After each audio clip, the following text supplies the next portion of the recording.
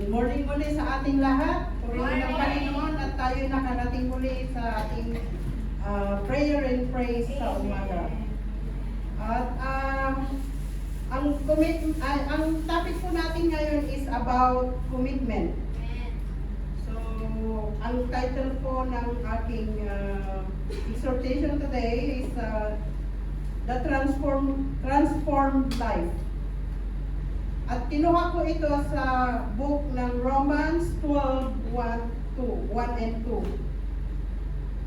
At ang sabi dito is, therefore, I urge you, brothers and sisters, in view of God's mercy, to offer your bodies as a living sacrifice, holy and pleasing to God. This is your proper worship. Do not conform to the pattern of this world, but be transformed by the renewing of your mind. Then you will be able to test and approve what God's will is, His good and pleasing perfect will.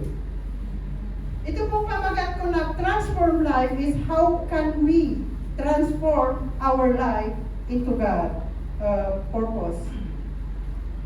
The motivation of this, the motivation that we need to think of or consider in doing our commitment to our Lord are based on all that God has done to us.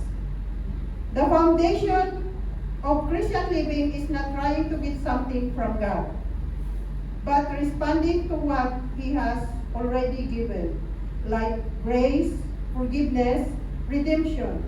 Our service is a response to mercy, not a way to earn it. True worship is not limited to Sunday. It is a physical, daily, and holistic. Our time, bodies, and choices, this offering is dedicated to God and designed to honor Him, which is described as a reasonable or logical service. 3. Do not be conformed to this world. Sabi nga doon sa, sabi dito sa Romans 1:2, sabi diyan, do not be conformed to this world. Do not let the world squeeze you into its mold. This is a change that happened from the inside out, moving us from being like the world to being like a Christ. We must change how we think by renewing our minds with Scripture.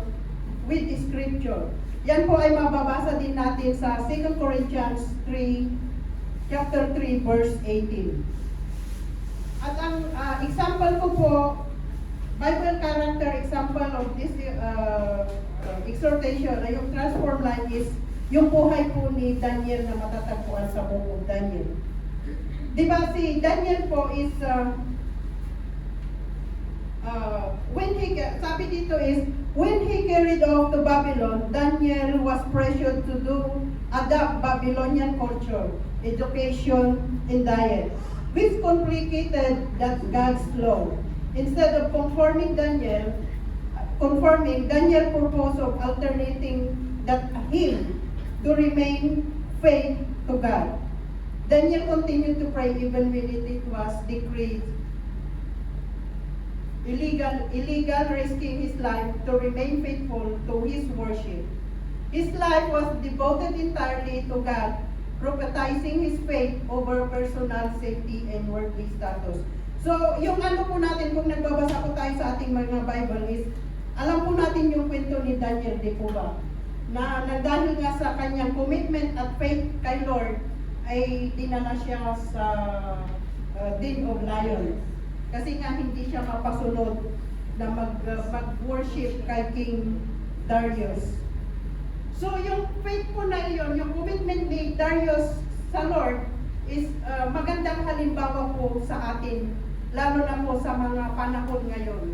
Because sa kapaligiran po natin sa buong mundo, saan man tayo magpunta, talagang kung hindi ka talaga matatag yung commitment mo at faith mo kay Lord is mahihila ka ng mundong ito.